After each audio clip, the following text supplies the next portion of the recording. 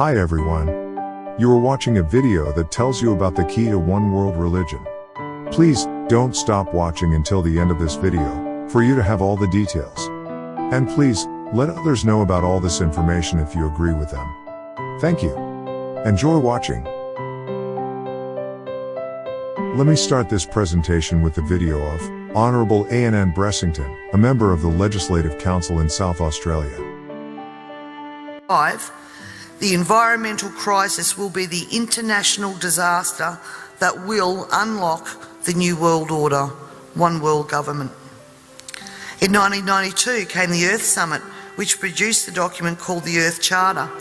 This document was co-written by Maurice Strong, long-time globalist, elitist, member of Club of Rome, and Mikhail Gorbachev. Both Strong and Gorbachev stated that it was hoped that this document would be adopted as the new 10 Commandments, with environmentalism as the new one world religion. Out of this summit came Agenda 21.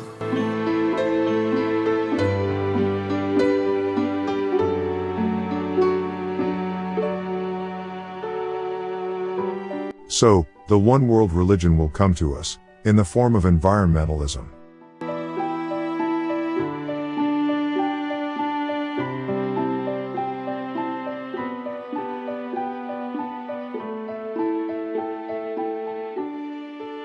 What do you think? Can environmentalism be just the mask of the religion of the beast and Antichrist? It appears that climate change strike was formed to urge one world solution. This is very, very important. In 2020, you can expect non-stop news coverage on climate change. Do I believe the climate is changing? Absolutely. Do I believe we should do some things about it? Well, yeah, but Time Magazine named Person of the Year, Greta Thunberg, the power of youth. Well, this should not be surprising. Greta Thunberg marched alongside an estimated 500,000 people at a global climate strike demonstration in Montreal, for example, telling protesters she did not understand why adults mock children for campaigning against global warming. And so there you have a picture, 500,000 in Montreal. Change is coming. Part of these Fridays for Future climate strikes that has taken the world by storm. It's largely a youth movement, and I get it. I do not blame them for being concerned about the future. Now, I know that it's a controversial issue, that I don't plan to get into all of the political division, but I want to tell you this. Greta Thunberg said, I want you to act as if your house is on fire, because it is. So I want you to notice the very intense language, the urgent language that is being used, and you can expect this in 2020. And then don't forget this quotation: the world is going to end in 12 years if we don't address climate change, said OCA. And so there you have it. Ocasio-Cortez said this. And so climate change, United Nations says on their website, climate change is the defining issue of our time, and we are at a defining moment.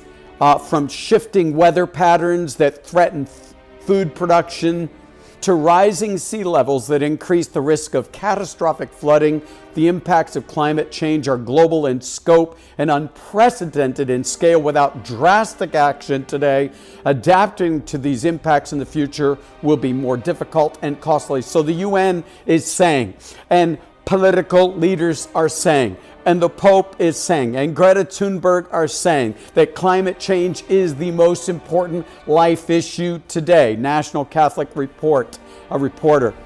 A mass extinction, climate emergency, climate crisis, global heating, environmental destruction, world on fire, planet is melting.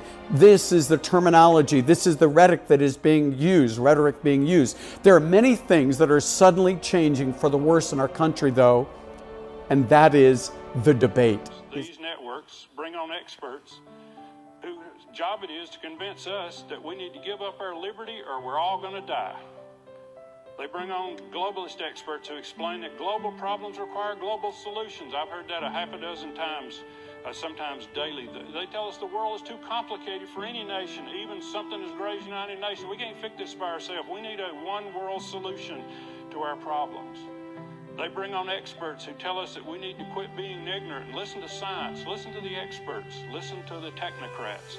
They alone know how to fix pandemics. They alone know how to fix climate change. But you all know that when those type of disasters and catastrophes are happening, the first thing that happens, everybody runs to religion. Everybody wants to run to the house of God. Everybody wants to hold on to the altar. Everybody wants to find God because God knows what's next, and I don't want to be found guilty, and I need God. And then you see that there is a crisis that is around the corner, a religious one. As Category 5 Dorian devastates, Pope Francis urges world to act fast on climate emergency. Now is the time to abandon our dependence on fossil fuels. Don't you see the connection, the chain reaction? National or natural disaster, creating a national crisis.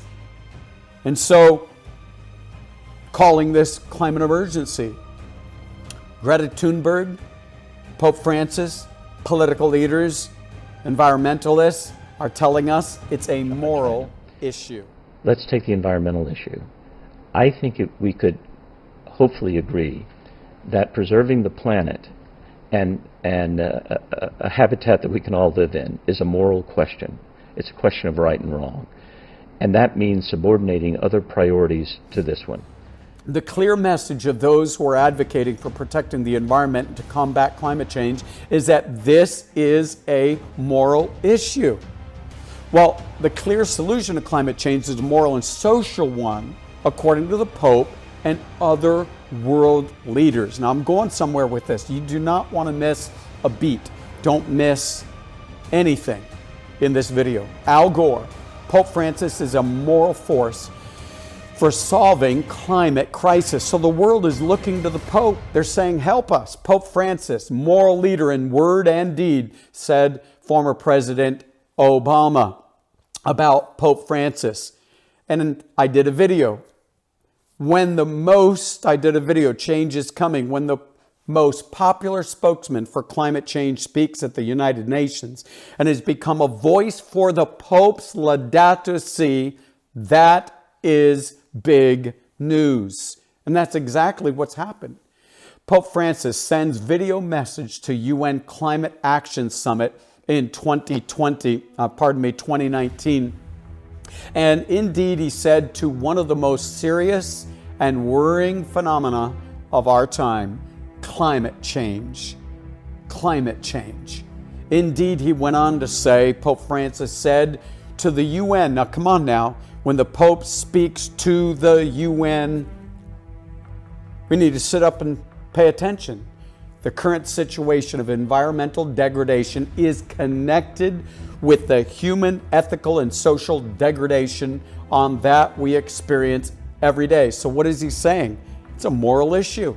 And he's saying our society needs help. They need an ecological conversion. Pope to UN summit, climate change linked to ethical decline. And he said that we need to do something about this to bring about the common good. All those things that are coming eventually will cause different religions to look for an answer. And that is exactly point number 2. The Catholics started what we call the InterFaith Movement. Not only from within, now we work between the religions. They started long ago the ecumenical movement of bringing together all different religions and holding hands and singing Kumbaya. Different religions united with one main concern, and that is environment. Let us review what Honorable Ann Brassington had exposed. Please listen to her.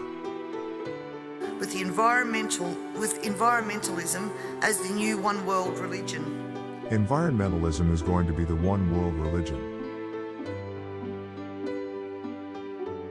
It appears that they are achieving this goal with the help of the Sustainable Development Program. Let us listen to Major Amir Tsarfati about this matter. You know, in the 20th century, they came out to light. In 1980, they erected in Georgia the Georgia Guidestones, in which the Illuminati wrote all of their guidelines, the 10 commandments of them. And the first commandment, just look at how the Guidestones look like in several languages, even in Hebrew and Arabic and English and Chinese. And what they wrote there on the stone is, the first one is maintaining humanity under 500 million people. They declare, we're too many people on this planet. We need to lower the number in order to have quality of life. And Gorbachev stated that it was hoped that this document would be adopted as the new 10 Commandments.